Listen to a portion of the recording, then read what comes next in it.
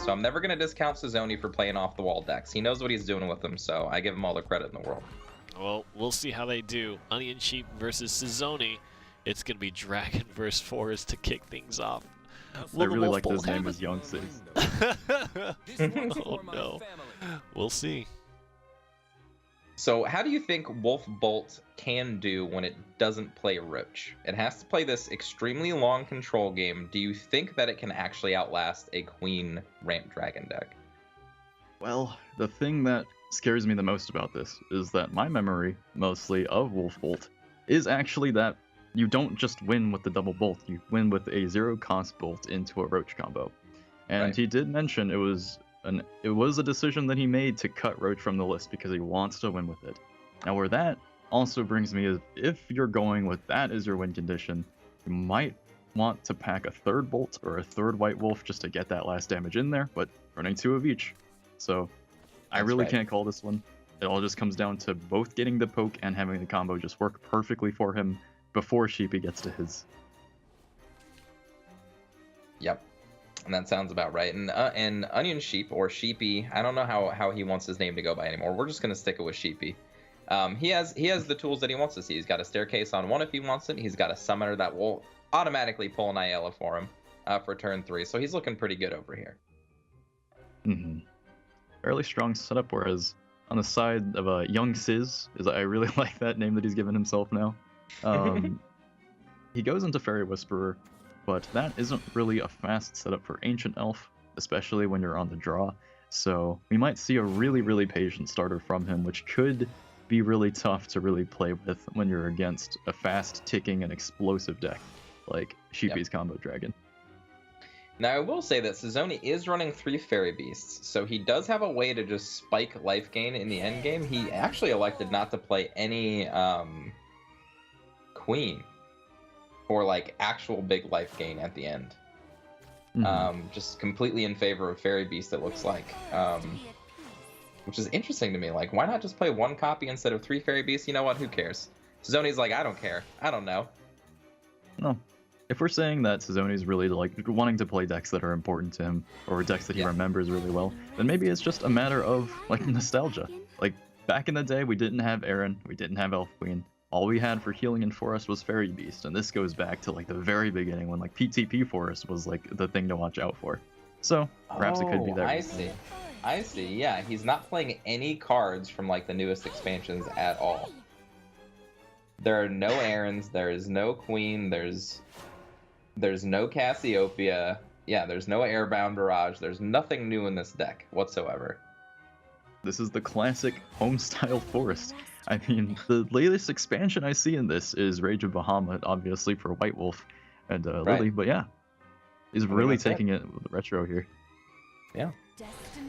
He's like, you know what, this week, guys, I'm going to showcase important stuff to me and my community, and I can still win with these. I know I can. I believe. It's a history lesson. Yeah. That's right. It's a history lesson. It's a I'm in front of the class speech. It's hey guys, I'm going to take you through the time capsule of my Shadowverse life, and I'm going to show you what it means to me and what these decks mean to me. And I really like that. I think that really is actually effectively the way Sizouney's like approaching today. But for the time being, I wouldn't count him out, even though I said that his position is pretty bad here. The very best, I think that he is playing a combo deck that does have a really solid finisher against a deck that he really could potentially get the time to work against. My only question is, how does he get the 2 damage he needs in beyond like the Silverbolt combo, right? So like if you're relying on 2 Silverbolts and you get both of them in hand, you have a maximum of 18 damage. How do you get the extra 2 chip in when you're not playing Roach?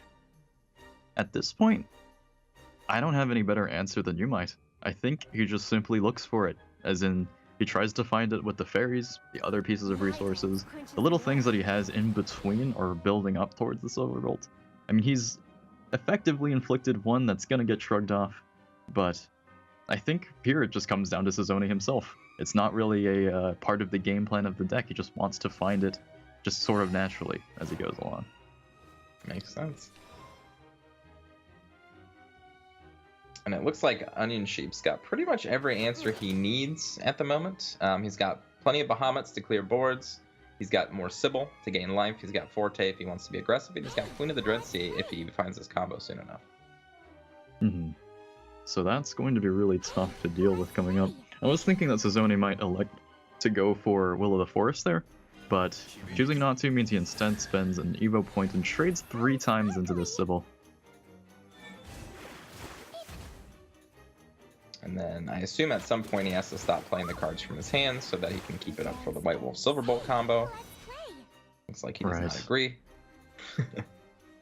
This is one of the more difficult things about playing Wolfbolt that I've seen has always sort of been rough on players for a very long time. Is just it takes a very long time to get to the combo, and when you do, the fact that Silverbolt works off of hand size means you really can't just keep playing cards. There needs to be a point where you stop. And so here we see he's in a really rough position. He actually does run an answer to this in 2 Crystalia Lilies, I believe, but unfortunately hasn't found one yet, so can only deal with this Bahamut in the most traditional of ways. I'm surprised to not see any Dance of Death. That's not from a newer set. And Dance of Death, I feel like, would be a really good option for the deck. Mm-hmm. That actually does put in that exact 2 damage you need for the store later once you get the bolt off. Right, so maybe just an oversight from Sizzo. We'll say that. Maybe you just forgot that Dance of Death was a card. That could be. I mean, it's Darkness Evolved, right? I don't want to say it's classic. I'm like 90% sure it's Darkness Evolved.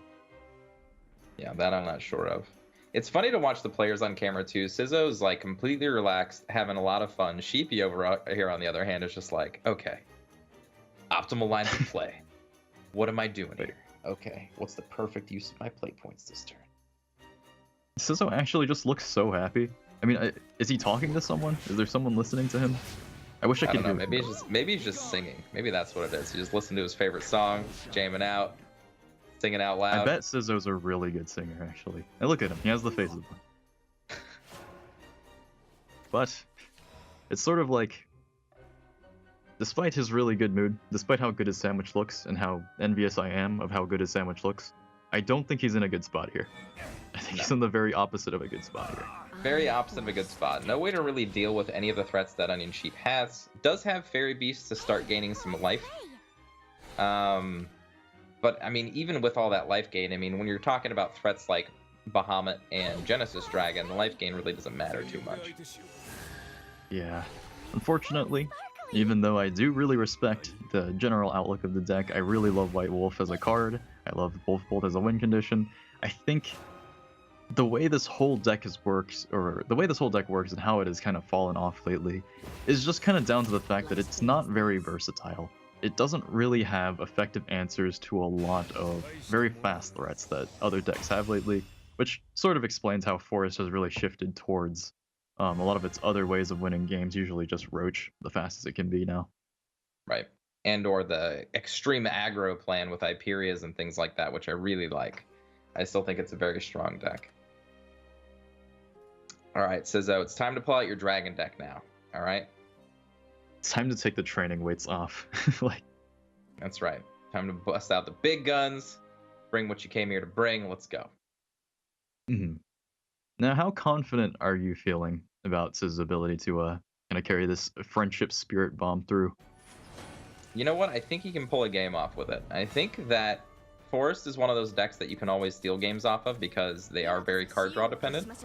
And if they don't have it, they just don't have it and give you time to use it. I don't think that the Lightning Blasts are going to help too much, which might stuff them up in the late game, but Ouroboros might be an insane tool to finish out a game.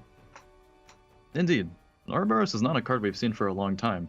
I only recently realized the significance of it costing 8 and having 8 attack. Yes. It just completely missed me for the longest time. But hopefully I opened someone else's eyes by just mentioning that. So that was an interesting mulligan. Usually when I see Dragon as a class have Ayala in the opening hand, I then promptly see it mull everything but Ayala. But he did toss it this time. Sure. Really, it just depends on, do you think it's going to be relevant in the matchup? I think Ayala against Force is almost always relevant because they have to kill it in fair ways and not unfair ways. Maybe he was just looking for something more specific, like maybe a board wipe, or maybe just different options in the early game, which he did get. So he's definitely not at a loss for things to play here. Yeah. This one anyway. He could potentially be looking for the star piece of the deck, Star Phoenix, try to get that engine going as quickly as possible. Yes. Or Phoenix Roost. Generally, when you play Phoenix Roost in your deck, you kind of want to play it as fast as possible so you can get the advantage out of it. I fear for him if he does play it this game, though. I feel like Phoenix Roost is probably it's probably a really, really tough card that you just can't really play versus Forest. Well, Similar it's to like the playing reason against why you D-Shift or... Yeah. You make all their cards cost half the amount, it means their combos go off that much faster.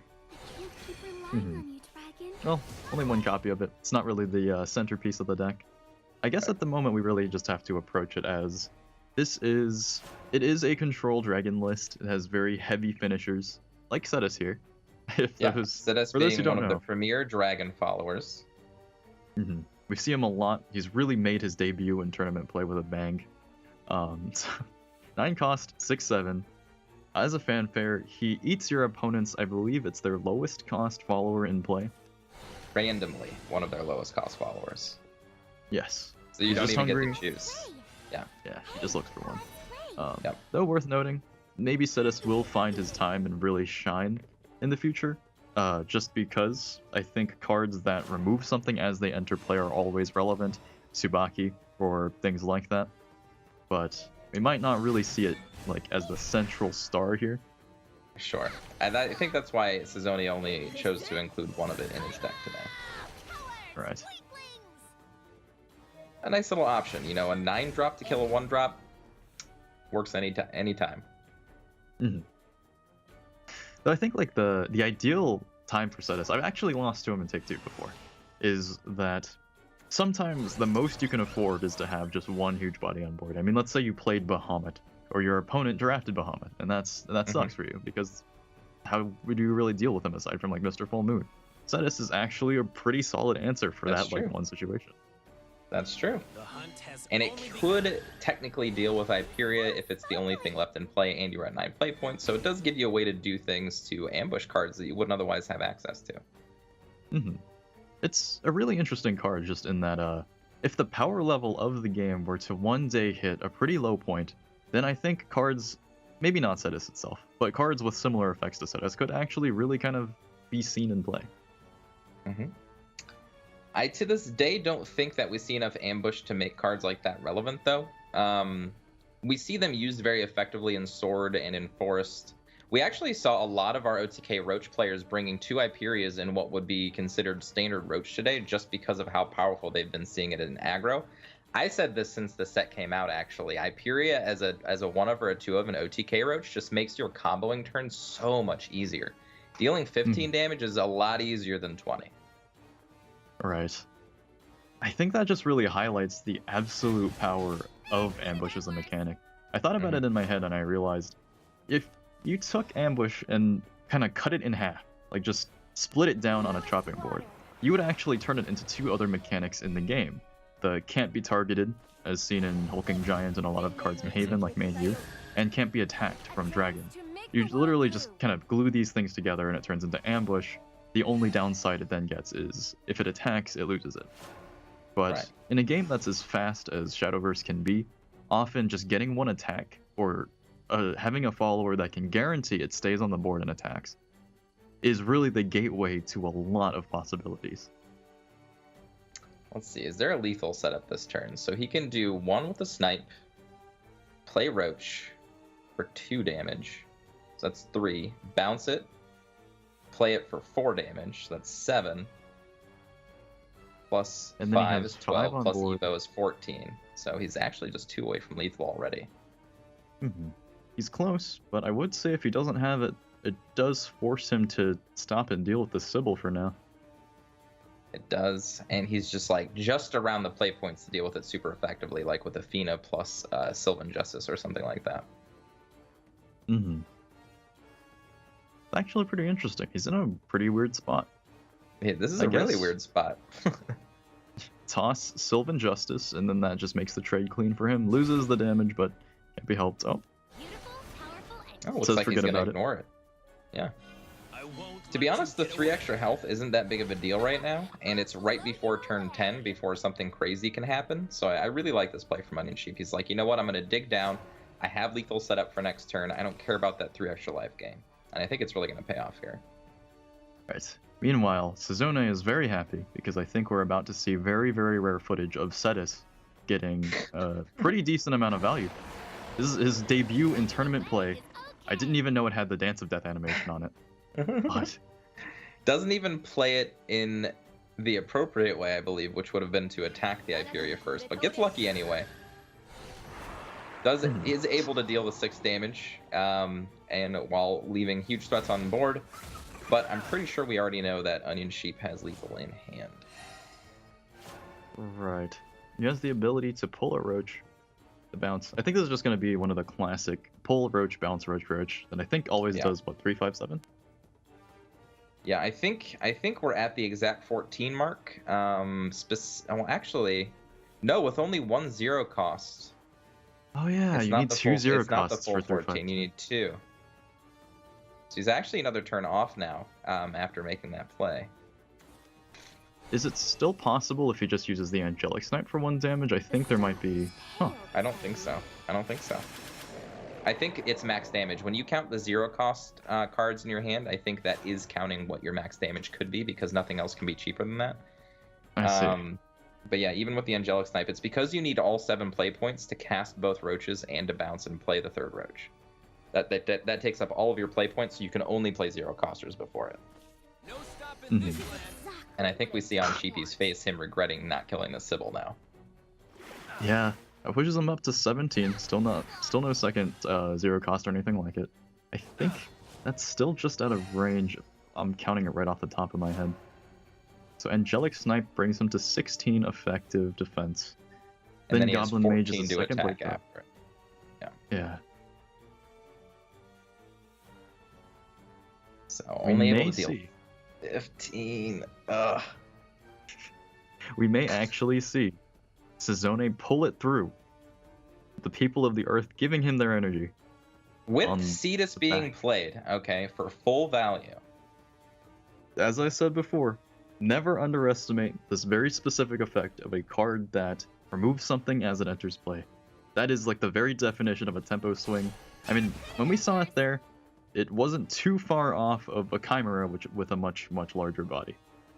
That's the thing to consider about it. So, like, you might be wondering, why not Odin or why not something else? See, this has a huge body attached to it. It might cost 1 more, but a 6/7 is much bigger than a 4/3 or anything else that comes down that does a similar effect. Yeah, when there's no Evo points left for your opponent, those different ticks and points of damage matter. Sheepy just lost one of his Roaches here. It's did. Still has 2, so it's not like the game's over, but Sizouney has all of the Sibyls in the world and an Ouroboros to just win over the course of 2 turns. And I think after seeing that Roach played, if I'm Sizouney, I just go hard with my Ouroboros here. I agree. Oh, doesn't though. However, playing Sybil's turn after turn with your opponents out of Evo points isn't bad either. I mean, having Ouroboros just be the ender after a Sybil hits is perfectly fine too. Right. I agree with this play perfectly fine. I mean, if he restores himself to full defense and has another 4 or 5 that Sheepy needs to deal with, then really how does he lose? I think that's the line of thought behind it. Yeah. Yeah, I think Sizouney actually has this one under wraps now.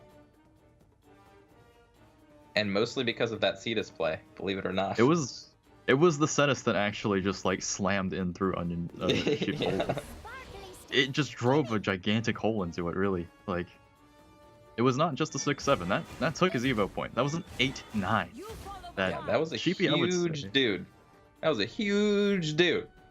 It was a big boy, to say the very least. And Sheepy actually got really lucky with the Cassiopeia to take its injured body off the board, because if that had survived in lieu of a Sybil, I suppose he wouldn't have gotten the healing the next turn. But with Sybil coming up so appropriately close, walks away from the table before lethal here. So what's he communicating here? What's he trying to tell us? I think he's communicating, do I have lethal here? I think I do. Did I win with this deck? I think I did. Hey, everybody. Relax with me. I play Cetus, you can play Cetus too and win competitive Shadowverse. Yeah, I think it's worth taking a screen cap of this exact situation and post it up as a lethal puzzle to your friends. That's right. How do I actually execute lethal here?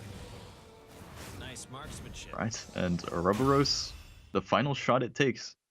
Young Sizz has actually achieved a win over OTK Forest with his Friendship Spirit Bomb Dragonless. That's right. And now, can he do it with his slower White Wolf Forest without roaches? That is a very tough question, considering... That's a tall order. I think it's a much taller order than what we just saw. Mhm. I guess the real question is, and this is something that we actually saw earlier today, is how many Tias is he running? He's running 2 Tias, and he's running 3 Ancient Elves. So, there is a world in where Sizouney just plays the defensive ward game and just wins because of it. We've seen it happen. We've seen it happen. Yeah, this matchup can easily be mistaken for a matchup where if you get to your combo first, you win. But we've already seen it today that there is this hint of a possibility that there's a much different and broader method of approaching the matchup.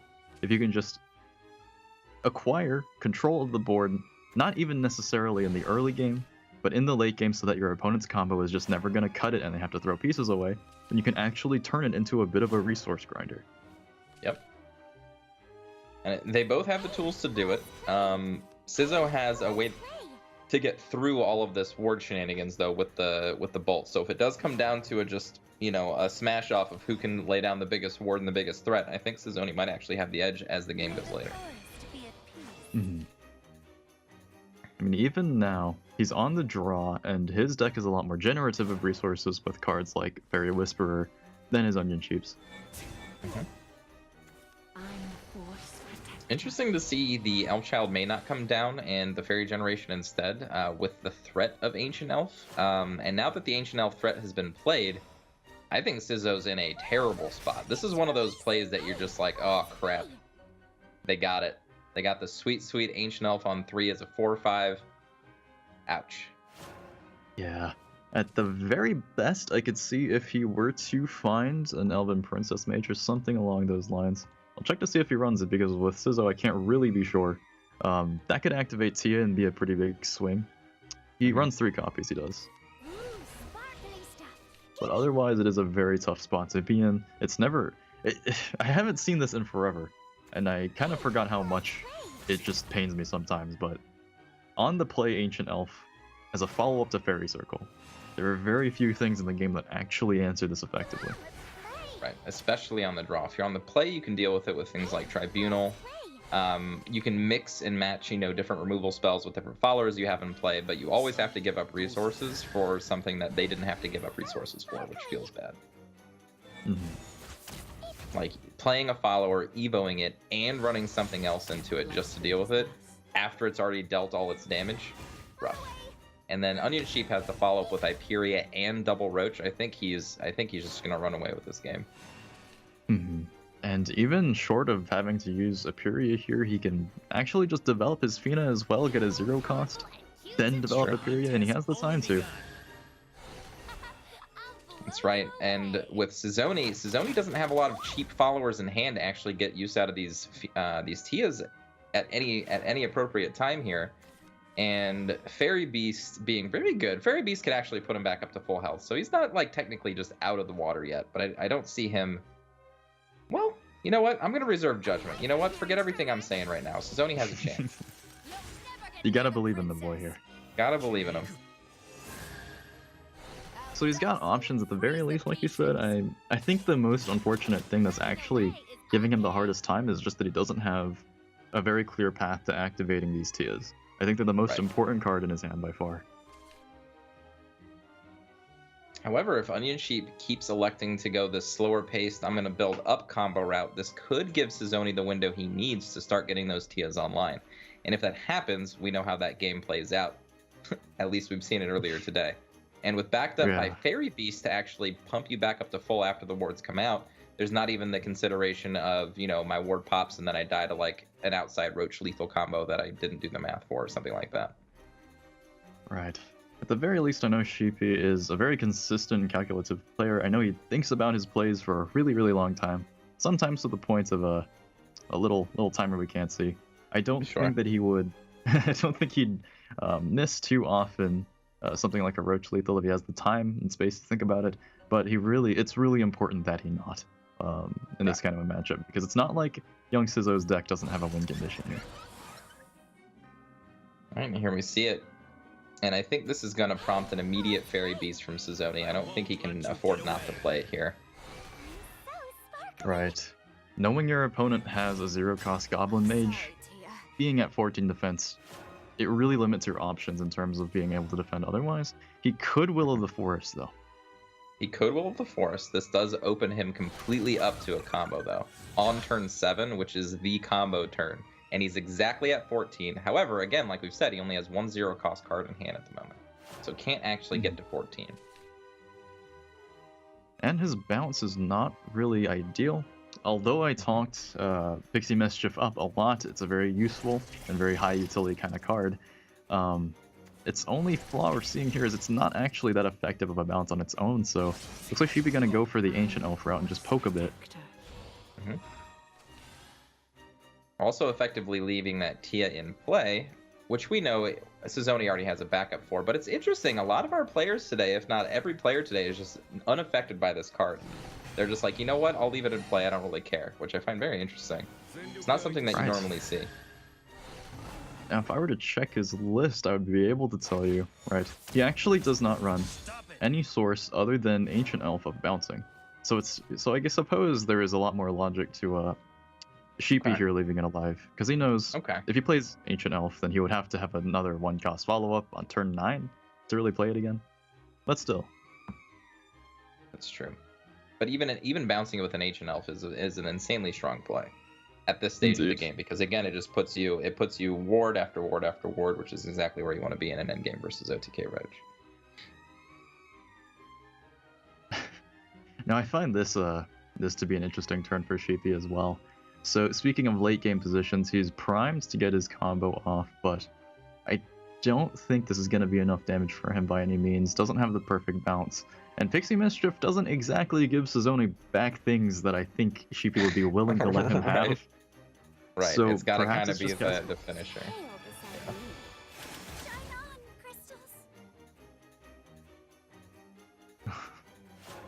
But he is setting up for a good endgame. I mean, his opponent's at 17, not at full health at the moment. And he does have essentially triple Roach with bounces in hand. So he just needs to wait until he can accumulate lethal damage. However... So it goes. This happens sometimes. That's the way it is. Yeah.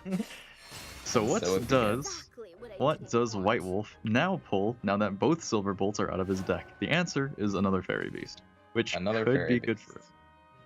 It could be good for him, but at the same time, this is now going to take a pretty long while. I can guarantee this, because once you've pulled both Silver Bolts, you don't have a combo anymore. You are just aiming massive pieces of turn-ending burn damage at your opponent, effectively. That's right. And right now, Sizouney doesn't really have enough cards in his hand to outright go for it, unless these threats stick.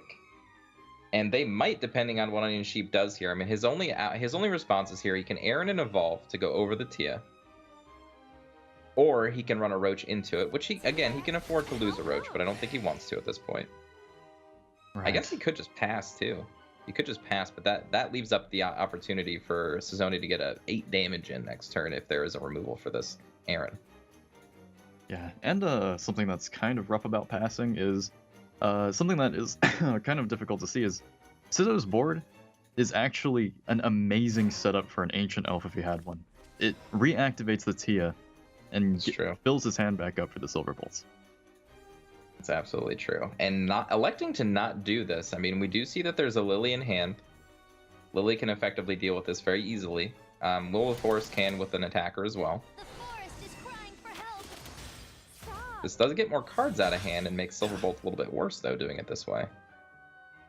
Right. Seems like a pretty massive committal there. I suppose he didn't want to try to aim for hitting in his Wolf and then trading his Tia away as well, but I think he is starting to run out of ways to actually keep this board together. He only has 3 defense on his ward. And I think Onionsheep, with that immediate playing of his 0-cost Goblin Mage, has already counted out lethal. With Angelic definitely Snipe looks and like triple it. roaches and plenty of 1-cost cards, I think he might easily be there. How does he get through the 6-3 though, I wonder? I suppose he can throw away one of his roaches on it, and then... You can throw away a roach, or you can Evo a fairy that you play. I don't think you true. need to Evo point at this point. We're at 10 play points. I suppose just evoing the fairy here. He has a Nature's Guidance. I think that just makes it a 5-6-7. Yep, and then yeah, Nature's Guidance, and then Roach, or yeah, Fairy, Roach. Either works. 6, 7, 8. Yeah. Well, unfortunate. Sizo did have a bit of a chance, and he managed to get the game pretty far, but I think he just ended up kind of wheedling out of his own win condition. Right. And Sizouney, happy as a clam to lose. Onionsheep getting another point on the board here. That was actually incredibly close. That was super close. He drew the Silver Bolt. The fact that he drew the first one was actually really good. The fact that he drew the second one slammed the door shut on him. I know. He made it to turn 9, which means he could have played both Silver Bolts on top of each other. And the fantastic thing about Silver Bolt is it recycles itself. And so